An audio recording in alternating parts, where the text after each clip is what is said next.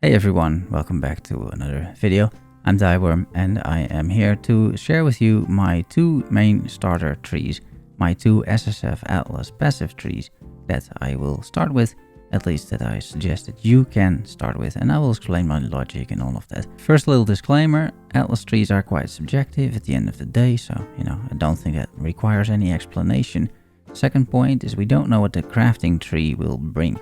It may make certain league mechanics obsolete, and if certain league mechanics are obsolete, then also don't invest on them. Third, my Atlas trees aren't necessarily in chronological order, so you can also start with the second tree if you like. And last but not least, I didn't make a third Atlas tree, and I did that on purpose, because these two trees should carry you to 4 voidstones, and it's not a bad thing to hold off spending points on a third tree until you know what you really need, because respeccing is expensive in early SSF, and if you don't know yet what you want, and maybe we'll find something that synergizes really well with Breach 2.0, I think it is a good idea to hold off on a third tree and just figure out a little bit what is good, what is not, and then invest accordingly. That said, I have made a few trees for you, so let's dive into them. And the first one is this one. This is a tree that primarily focuses on ritual. I have taken pretty much all of the ritual nodes.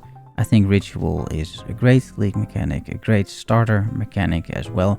I think you will not go wrong with doing ritual, but of course you would have to like doing ritual.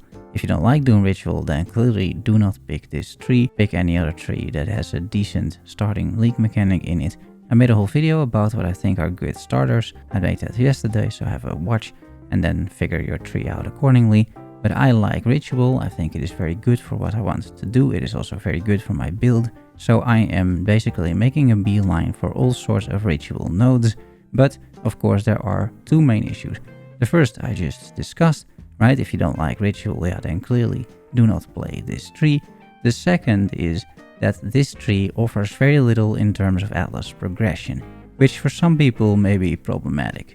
Now, I feel personally that you just have to make a choice, really, that either you want to go for Atlas progression and sacrifice a tree for that, or use a tree for that, or rather than making it to 2 voidstones ASAP, you could also opt to invest more in character progression instead, rather than Atlas progression, and that is what a tree like this can do for you.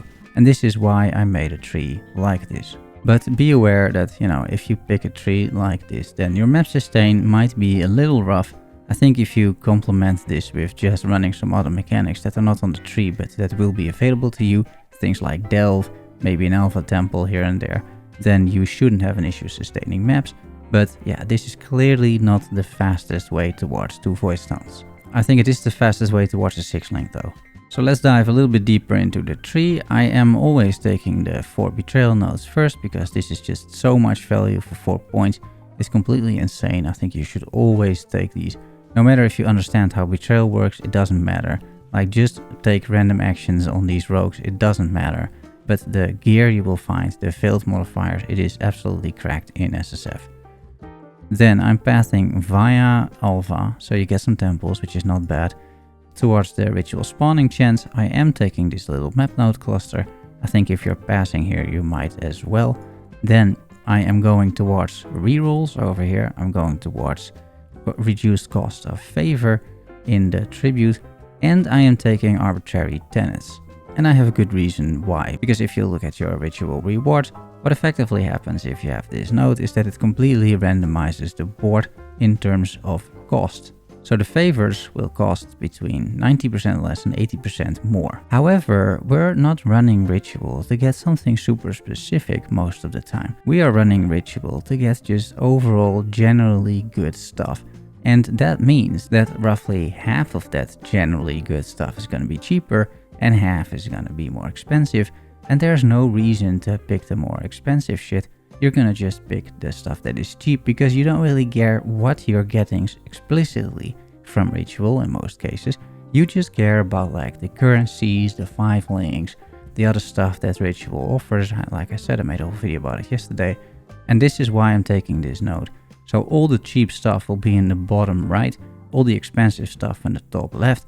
And yeah, if you just start picking stuff from the bottom right, you're gonna get very much value out of this node. Furthermore, I'm taking these little nodes. This just increases the spawn rate of the ritual, so it is over with much faster. Some more nodes over here, and then of course I'm making it all the way to the wheel up there. Your atlas with ritual altars always have 4 ritual altars, which of course is very good. And that is the whole tree. That is what you want to see. Then what you can do from this tree, you transition into a more late game version. You can do that over time. This is a more late game version of the same tree. So it would still be the first tree that you pick, in my case at least. And you first do this and you make it into this. What I'm adding here primarily is the Searing Exarch. I think the Searing Exarch is far superior in SSF than the blue altars. I think you should always start with red. You're gonna get so much more useful currencies from here than from blue. So I'm always taking red, and I am taking here a bunch of player power and strong boxes. That is effectively what I am putting onto this tree. I'm also skipping alpha. I don't need alpha anymore. I want to go via Nico to get some delve stuff. I'm taking Pact with Energy. That is a lot of player power. I'm taking another node over here. Shrines, because shrines are great. Strong boxes, more shrines, more strong boxes for double divination cards and double currency from strong boxes. This is just so good for your sustain. And then that is it really. For the rest, nothing else new on there. And an atlas tree like this will allow you to very comfortably gear up your character, progress your character, that sort of thing. You shouldn't have any issues there. Now, again, what you can also do, and this is why I made an alternate tree for this, is that you could say like, well, I don't like ritual much. And that's like, yeah, sure, that's fair. So I made an alternate tree here with blight rather than ritual. So I can understand that some people don't want to play ritual. That's all fair. I do think, however, that sort of the shell or the foundation of this tree is very solid in SSF. So here you see the exact same tree. However, ritual is out of the picture. And now I am taking blight. And I think you can sort of see if I sort of position these kind of next to each other, kind of like this. You can sort of see the difference right here. You could take some more blight, you could take some more blight, here you take some more blight. And here you would have those rituals, but the rest is all the same, right? You still have the strong boxes, you still have the shrines, you have some map nodes packed with energy, another strong box over here.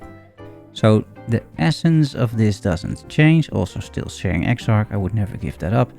But the additional league mechanic that you can farm, I would say especially on the left side of the tree, that you can add. So if you would want to do Delirium instead, then I'm sure you can figure it out at this point, right? Alright, so this is how I would progress one tree. But I also recognize that some people would want to get to 2 and 4 voidstones as soon as possible, which I think is also a completely viable strategy. And so for those people, I have also created a second tree, which you can start with, right? It doesn't mean that the second tree comes second necessarily. You can just start with this and then transition into what I call tree 1. Again, betrayal, I think no questions asked there. And then the rest is basically just maps. This will give you as many maps as you could possibly get, pretty much, and as many Kirac missions as you could possibly get. Every map, if you have this tree, gives you a 26% chance to get you a Kirac mission, and Kirac missions are just great for map completion. There's really not much else to say about this, I don't think, so let's move to the last tree, which is a continuation of this one. And that last tree is what I would call Maven boss rushing. So the whole idea of this tree, and I've made also several other videos about this in the past, is that you use this node, destructive play, and what it says, this will be a Maven witnessed boss. So you have to have Maven on the Atlas, right, on the map device. And then what happens is you kill all the monsters in the map, or at least most of them. You go to the map boss, and then the Maven witnesses that, and she adds 3 more map bosses. And they all count as map bosses, which is important for the rest of the tree. So that is what destructive play does. And then what you do is you take bonuses to map bosses. So here I take Conquered Conquerors. Map bosses have an additional chance to drop a Conqueror map. And here the same is true for Elder and Shaper Guardian maps. And here the same is true for Synthesis maps. This is the way to get you to 4 voidstones, because you will need all of these things. and is also the way to get you most of the invitations. So this is the sort of the shell that you are running here. What I've done on top of that is still get as many maps as you possibly can, but I did let go of the Kira clusters here. I don't think you need those, but you definitely want the maps, and you definitely want some player power, because trying to kill 4 map bosses with a Maven there can be actually quite tricky. So that's what I did. I kept the Kira missions because the whole idea here is that you kill these bosses as quickly as possible, right? Like, you don't want to have league mechanics in these maps that are taking a lot of time. These maps will not be super juiced in any way. You're not usually using scarabs for any of this. You just want to kill a bunch of map monsters and then move to the map boss, kill 4 map bosses and get the loot, the maps, and get out of there. So the idea is to find something that synergizes with that, a league mechanic that doesn't take a lot of time, and I think I found the perfect candidate, which is the heist, right? So smugglers' caches. Here is some chance to drop them. Here you would get Huck, which is great because you can gear Huck for extra auras and flat damage if you want, and he just gives you a buff in general, a sort of an onslaught kind of buff, so that's really good to have. And then also here you get more blueprints from this node, and here you get revealed blueprints. So heist is, I think, a perfect addition to a tree like this, because you just have to click it and that is it.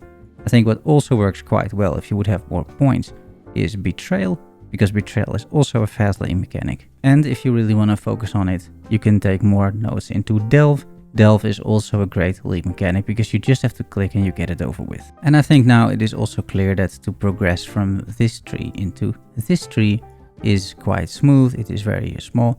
It's a really small respec. You would not require a lot of orbs of unmaking from any of this. So yeah, this is the tree that I would recommend that you do. And these are the 2 main trees that I would recommend, or at least the foundation of those trees. And then the 3rd tree is up to you. I think now you have sort of the gist of it. And in SSF, I think it comes down also to how strong the other league mechanics are, and in particular, how strong Breach 2.0 is going to be. Because if the Ziggy D's video was anything to go on, then maybe I already have a bunch of 5 and 6 links when I'm in yellow maps. Yeah, and if that is the case, then the idea of running ritual to get those things might just be, you know, simply not worth it, and maybe you should try something else. And so that's why I kept the 3rd tree open. I think that is a good idea. I explained it at the start and I stand by it, to be honest. Yeah, so guys, that is it. What I will do tomorrow is release my Summon Raising Spirits Guardian. This will be a build guide made by myself, specifically for SSF. I've been league starting that this league, and I will league start it again next league, meaning tomorrow as well. So yeah, that's gonna be great. I think it's gonna be very extensive. I've been working on it the whole week, so I can't wait to share it with you. It's just that I have still a lot of editing and a little bit of writing to do as well, but you can look forward to that. So if you do, please subscribe if you haven't done so already. Like the video, that always helps. And yeah, I will see you soon. Guys, thanks for watching. Thanks for making it to the end. Love you all. See you soon. Bye bye.